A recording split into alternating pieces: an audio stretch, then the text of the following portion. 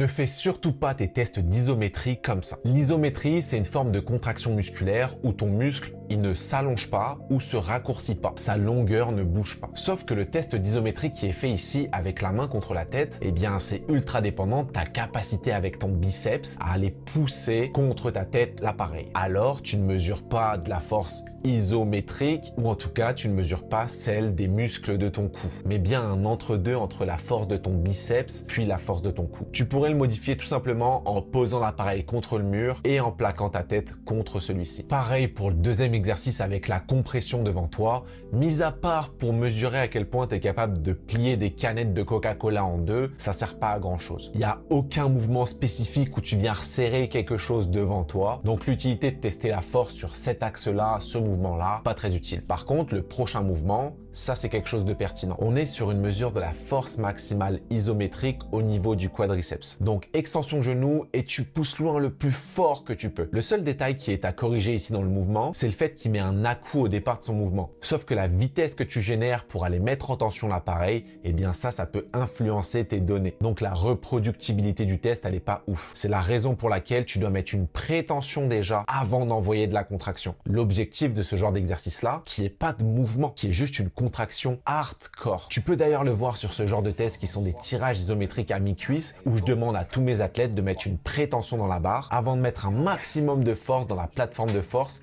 qui se situe juste en dessous de leurs pieds.